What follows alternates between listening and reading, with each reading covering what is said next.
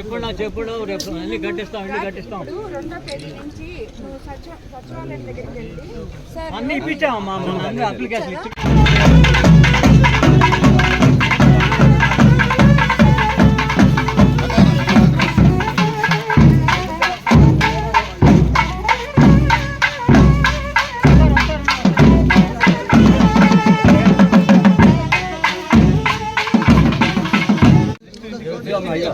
ముందుకు వస్తే బాగుండదు.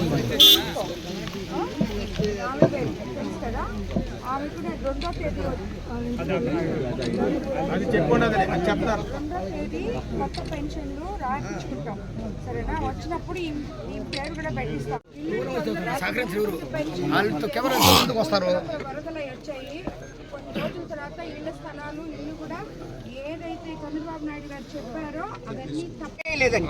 అది గానే వేస్తే ఎక్కడెక్కడ ఎవరెవరు ఉన్నారు, ఎక్కడెక్కడ ఎవరెవరు తిన్నారు అవన్నీ బయటకు వస్తాయి. అది చేయకపోవడం మన చేతగాంతనం మాత్రం కానే కాదు, కేవలం వేసి చూస్తున్నాం. వాళ్ళ చేత ఆ కాంట్రాక్టర్ని పిలిపించి నేను వాళ్ళ చేత మీరు రాంగ్ బిల్స్ వేశారు, మీరు పనులు చేయండి అని చెప్పి పనులు చేపిస్తున్నాను ఈరోజు. అదేవిధంగా ప్రభాకర్ రెడ్డి గారి సహకారంతో విపిఆర్ ఫౌండేషన్ ద్వారా 30 ఏళ్ల నుంచి తవ్వని కాలువలు ఈరోజు నేను తవ్విస్తున్నాను. 30 ఏళ్ళు అయింది కాలువలు తవ్వి. నువ్వు 6 సార్లు ఎమ్మెల్యేగా ఉన్నావు. ఒక్క గ్రావెల్కి ఎన్ని మిషన్లు పెట్టావయ్యా నువ్వు? ఒక్క మిషన్ ఒక కాలువకు పెట్టావా? పెట్టుండొచ్చు కదా. అదేవిధంగా లేఅవుట్లు వేసిన వాళ్ళు ఎవరైనా ఉంటే ఈరోజు వాళ్ళు వచ్చి రేపు బుచ్చి కమిషనర్ గారు కూడా ఇక్కడే ఉన్నారు. బుచ్చిలో వేసిన వాళ్ళు బుచ్చి మార్కెట్ బాగా చేయబోతున్నారు. బుచ్చి మున్సిపాలిటీకి షాపింగ్ కాంప్లెక్స్ కట్టి ఇవ్వబోతున్నారు. అదేవిధంగా కోవూరులో మార్కెట్ బాగా చేయబోతున్నారు. కోవూరులో లేఅవుట్ వేసిన వాళ్ళు సరేనా. ఎవరైనా ఏం చేస్తే మేము ఒకటే చెప్పాం, మీరు ఆ ఊరికి బాగు చేయండి, ఆ ఊరిని మంచి చేయండి, ఆ ప్రజలకు ఉపయోగపడేటట్టు చేయండి, ప్రజల్ని ఇబ్బంది పడనివ్వబాకండి అని చెప్పి. ఇంకా ఇన్ఛార్జీలు ఉన్నారంటే ఎందుకంటే ఈ పాత కొత్త లీడర్సు వాళ్ళకి కలయిక కుదరక కొంచెం ఇబ్బందులు పడుతుంటే మనలో మనమే కొట్టుకుంటే మన పనులు జరగవని చక్కబెట్టడానికి ప్రజలు లోపలికి వెళ్ళి వాళ్ళు తిరిగి చక్కబెడుతున్నారో చెప్తే నేను పెట్టిన ఏ ఇన్ఛార్జ్ కూడా ఒక్క రూపాయి తాకేవాళ్ళు కాదు, ఒక్క మనిషిని ఇబ్బంది పెట్టేవాళ్ళు కాదు, వాళ్ళు ఇన్ఛార్జీలు కూడా కాదు. జస్ట్ కేవలం ఆల్రెడీ మండల్ ఇన్ఛార్జీలు ఉన్నారు, ఇక్కడే ఉన్నారు, మన మండల్ ఇన్ఛార్జీలు అందరూ ఉన్నారు, వాళ్ళతో మాట్లాడే అన్నీ చేస్తున్నాం. ప్రజలు ఎక్కడా ఇబ్బంది పడకూడదు అని ఒకే ఒక కారణంతో కోవూరు నియోజకవర్గంలో ఒక ఎమ్మెల్యేగా నేను పనిచేస్తున్నాను. నేను ముందు చెప్పినట్టే సేవ చేయడానికే రాజకీయాల్లోకి వచ్చాను, అదే చేస్తాను, ప్రజల కోసమే చేస్తాను.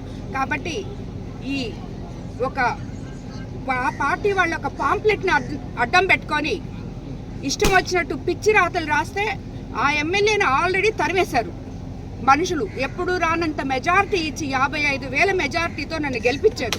నువ్వు సమర్థుడు అయి ఉంటే నిన్ను గెలిపించుకొని ఉండేవాళ్ళు. కాబట్టి ఇలాంటివన్నీ చెత్తరాతలన్నీ రాయిపించొద్దని చెప్పి నేను దాన్ని యాక్సెప్ట్ చేయొద్దని చెప్పి మీరు రాసిన కోవూరు నియోజకవర్గ ప్రజలకి వాళ్ళ ఎమ్మెల్యే ఏంటో వాళ్ళకి అద్దం పట్టినట్టు తెలుసు. కాబట్టి అందరికీ ధన్యవాదాలు. ఇలాంటివన్నీ ఎవరు ప్రోత్సహించడానికి కూడా చెప్తున్నాను. కోవూరు నియోజకవర్గానికి అర్థం కాక 100 రోజుల్లో వీళ్ళు ఇంత మంచి పనులు చేస్తున్నారని ఉద్దేశం అది అర్థం కాక వాళ్ళు మన మీద ఇలా చేస్తున్నారు. మచ్చుకి నిన్న ఒక పేపర్లో వచ్చింది కోవూరు నియోజకవర్గం గురించి, ఇసుక తర్వాత వచ్చి కమిషన్లు మిగతా ఏదేదో మొత్తం వాళ్ళకి అర్థం పర్థం లేకుండా ఏం రాయాలో అవన్నీ మేబీ మన గత ఎమ్మెల్యే రాయించినట్టున్నారు వాళ్ళకి. కానీ ఈరోజు ఈ వవ్వేర్లో మనం ఎలక్షన్స్ అప్పుడు చూసాం ఏం జరుగుందో. ఇక్కడ ఇప్పుడే ఒక ఆయన అర్జీ ఇచ్చాడు, అమ్మా నా పొలానికి దారి లేదు పోవడానికి, ఎందుకంటే గత ప్రభుత్వంలో గ్రావెల్ తవ్వేశారు అని చెప్పి. నేను క్యాంపెయినింగ్కి వవ్వేరుకు వచ్చినప్పుడు ఈ గ్రావెల్ గుంటల దగ్గర తీసుకుపోయాను. అదేమంటే ఒక పోస్టింగ్ పెట్టారు, ఆ గ్రావెల్ తవ్విన ఆయన మీతోనే ఉన్నాడు, మీ పార్టీలో ఉన్నారని. రాజకీయ నాయకులకి పార్టీలు మారడం అనేది సహజం. కానీ ఒక ఎమ్మెల్యే సరైనడు అయి ఉంటే కింద లీడర్లు అంటే నీకు కెపాసిటీ లేదా? మీ లీడర్లు ఇసుక ఎత్తుకోబోతుంటే, గ్రావెల్ ఎత్తుకోబోతుంటే, బంటి దోసేసుకుంటుంటే, కమిషన్లు తీసుకుంటుంటే నీకు కెపాసిటీ లేదా ఆపడానికి? ఈరోజు మా ప్రభుత్వంలో జరగట్లేదే అట్లా. నా కోవూరు కాన్స్టిట్యున్సీలో అలా జరగట్లేదే. జరుగుతుంది, అది అప్పుడు జరిగింది ఇప్పుడు జరగలేదు అని చెప్పి మీరు ఆవేశపడిపోయి ఏమీ జరగని దాన్ని జరిగింది అని చెప్పి చూపించాలని చెప్పి చూపిస్తున్నారు. కానీ ఎంత మీరు గ్రావెల్ తీసుకోబోయింది ఇక్కడ నేను ప్రత్యక్షంగా మీకు చూపించాను. చేసినప్పుడు మీరేం చేస్తున్నారు? ఎమ్మెల్యే చేసిన వాళ్ళ దగ్గర నుంచి డబ్బులు తీసుకుంటే ఆ ఎమ్మెల్యేకి మాట్లాడే అధికారం ఉండదు, ప్రశ్నించే హక్కు ఉండదు.